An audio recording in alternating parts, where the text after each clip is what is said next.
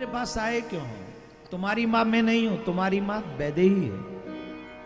ये तो तुम देहवाली के पास आए हो, वो वैदेही है। और तुम्हारे पिता दशरथ नहीं है, तुम्हारे पिता राम है। और एक बात समझ लो, राम किसी कारण से वन में नहीं जा रहे, एकमात्र एक ही कारण है, तुम्हारे भाग्य को जगाने के लिए राम अयोध्या का त्याग करके वन में जा रहे हैं। एकमात्र तुम्हारे लिए राम वन को जा रहे हैं। उनकी सेवा करना, ऐसी सेवा करना कि उन्हें कभी भी अयोध्या की याद ना आए। और एक बात लक्ष्मण, अगर तुम अयोध्या छोड़ के राम के पीछे जा रहे हो, राम की सेवा करने के लिए जाना है, तो सुनो, काम क्रोध ईर्षा मद मोह, देखिए सुनिए, राम की सेवा कौन कर सकता है?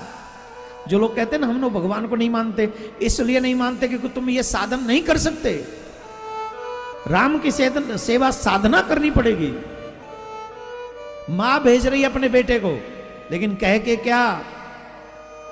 लक्ष्मण से कह रही है, काम क्रोध ईर्षा मद मोह जन सपने हुए न के बस हो। काम क्रोध ईर्षा मद मोह स्वप्न में भी इनके बस में मत होना।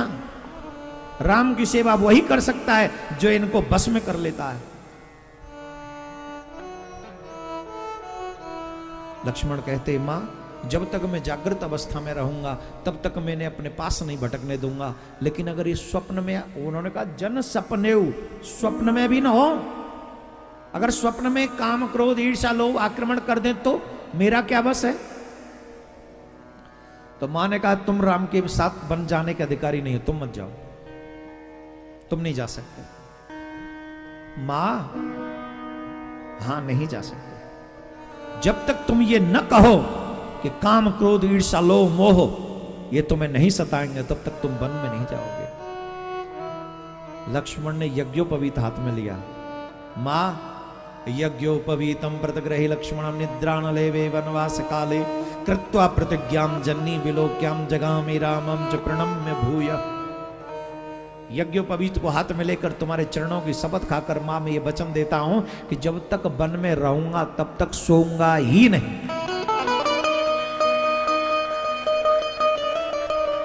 तब तक सोऊंगा ही नहीं जब तक वन में रहूंगा, ये मेरा प्रण है।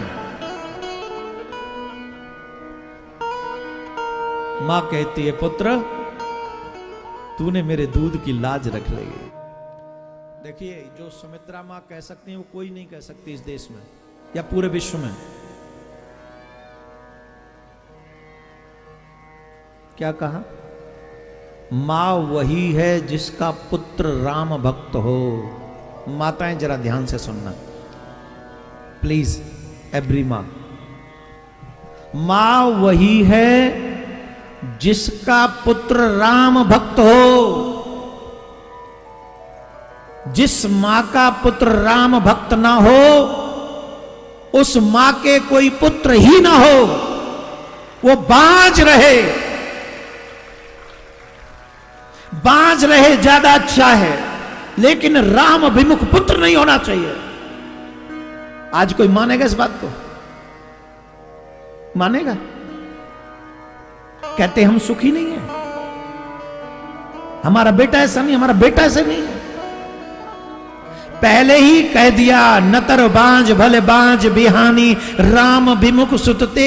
जो राम के विरुद्ध हो और कोई ये सोचे कि इसमें मेरा भला होगा, यह अनर्थ है, नहीं हो सकता उसका भला।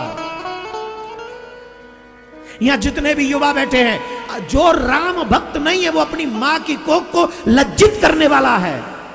गर्व मत करो कि तुम पैसे वाले हो, लज्जा करो कि तुम राम भक्त नहीं हो। शर्म करो कि तुम अपनी मां की कोख में सिर्फ भजन बन के रहे हो 9 महीने।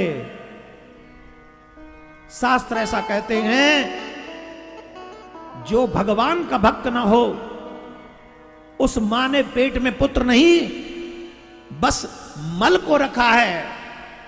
जैसे मल के बेग आने पर वो निकल जाता है, वैसे ही समझना चाहिए कि ये मल ही है, इससे ज्यादा कुछ नहीं। जो राम का ना हो सका, वो अपने मां बाप का क्या होगा। नहीं हो सकता। मैं नहीं कह रहा हूं, लक्ष्मण की मां कह रही है। और लक्ष्मण की मां साधारण नहीं है, वो मम्मी नहीं थी, वो मां थी। मम्मियों के घर में राम भक्त होंगे गारंटी नहीं है, लेकिन कोई शास्त्रीय मां हो उसके घर में राम भक्त होगा, मैं गारंटी से कह सकता हूं। आज जिन पर हम गर्व करते हैं, ये मेरा बेटा है, मेरा बेटा है, ईमानदारी से बताओ, माथे पे तिलक नहीं, सिका सर पे नहीं, गले में कंठी नहीं है और हाथ में कलावा नहीं, दिल में रिस्पेक्ट माँ बाप की नहीं, गुरुजन की नहीं, धर्म की नहीं, ऐसे बच्चों को पैदा करके आखिर बढ़ा क्या रहे हो तुम लोग? क्या बनाना चाहते हो उन्हें?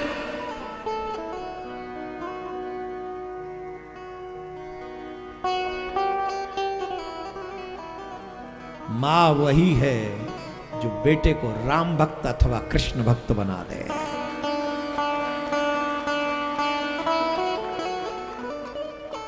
लक्ष्मण जी से कहा, जाओ राम की इतनी सेवा करना मेरे बच्चे, उसे अयोध्या की याद ना आए। राम जी के पास दौड़े चले आए। और लक्ष्मण जी का एक बात तो बहुत अच्छा लगा मुझे। लक्ष्मण जी कहते, अपनी मां के चरण छूकर मैं धन्य हो गया, तू मेरी मां है।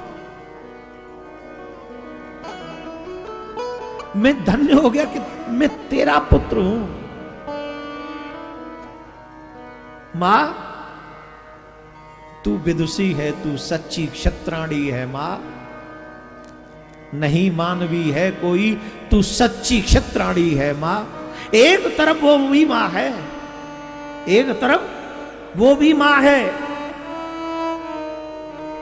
जो राम को वन भिजवाती है, और एक और तू भी मां है जो अपने को सौतेले की भेंट चढ़ाती है। एक और तू भी मां।